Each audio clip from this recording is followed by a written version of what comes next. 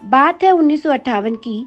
South California Los Angeles में एक Indian music instrument की बहुत ही फेमस दुकान हुआ करती थी। वह पूरे अमेरिका में इकलौती दुकान थी जहां ऑथेंटिक इंडियन म्यूजिक इंस्ट्रूमेंट मिला करते थे। उस दुकान के मालिक हुआ करते थे डेविड बर्नार्ड।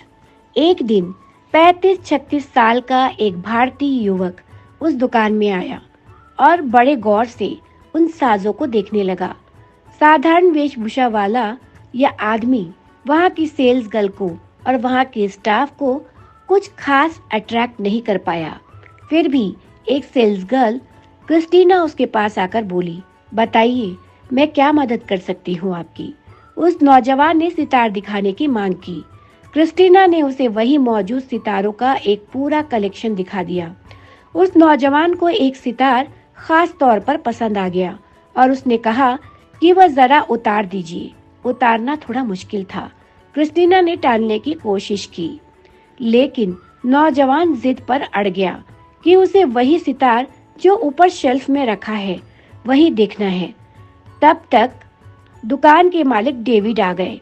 नौजवान की बात को सुना, समझा और उनके आदेश पर सितार उतार दिया गया। क्रिस्टीना बोली, इसे बास सितार कहा जाता है और आम सितार वादक इसे बजा नहीं सकते। यह बहुत बड़े बड़े शो में इस्तेमाल होता है। वह नौजवान बोला, आप उसे बास सितार कहते हैं, मगर हम इसे सुर बहार सितार के नाम से जानते हैं। क्या मैं बजा कर देख सकता हूँ? डेविड ने उस नौजवान का दिल नहीं तोड़ा और बजाने की सहमति दे दी। उस नौजवान ने सितार को ट्यून किया और बैठ गया और फिर उसने बजाना शुरू किया। ऐसा बजाया कि आसपास के लोग भी वहां जमा हो गए। जब सितार उन्होंने बंद किया तो सन्नाटा छा गया था।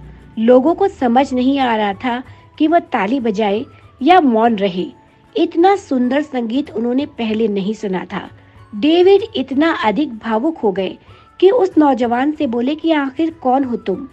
मैंने रविशंकर को सुना है और उन जैसा सितार कोई नहीं बजाता, मगर तुम उनसे कहीं भी कम नहीं हो। मैं आज धन्य हो गया कि आप मेरी दुकान में आए हैं। बताइए मैं आपके लिए क्या कर सकता हूँ?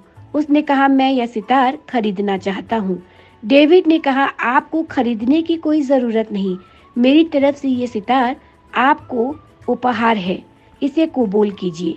क्रिस्टीना सुनने के बाद रो रही थी। उसने उस भारतीय नौजवान के हाथों को चूमा और $1 का नोट देते हुए कहा कि मैं भारतीयों को कम आंकती थी और अपने लोगों पर ही गर्व करती थी। आप दुकान पर आए तो मैंने बड़े बुझे मन से सितार आपको दिखाया था, मगर आपकी कला ने मुझे मंत्रमुग्ध कर दिया। फिर पता नहीं कभी आपसे मुलाकात हो या ना हो, इसलिए मेरे लिए इस नोट पर कुछ लिख दीजिए। उस नौजवान ने मुस्कुराते हुए क्रिस्टीना की तरफ देखा और उसके $1 के नोट पर लिख दिया अपना नाम, सलील चौधरी।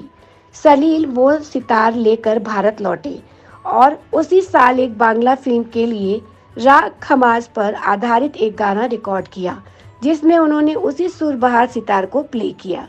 और 1959 में वही गाना हिंदी में बना, जिसके बोल थे, जिसे गाया था लता जी ने और अमर कर दिया, ओ सजना बरखा बहार आई। तो बॉलीवुड में आज के लिए इतना ही। हम फिर से मिलेंगे बॉलीवुड की कोई अन्य दिलचस्प खबर लेकर।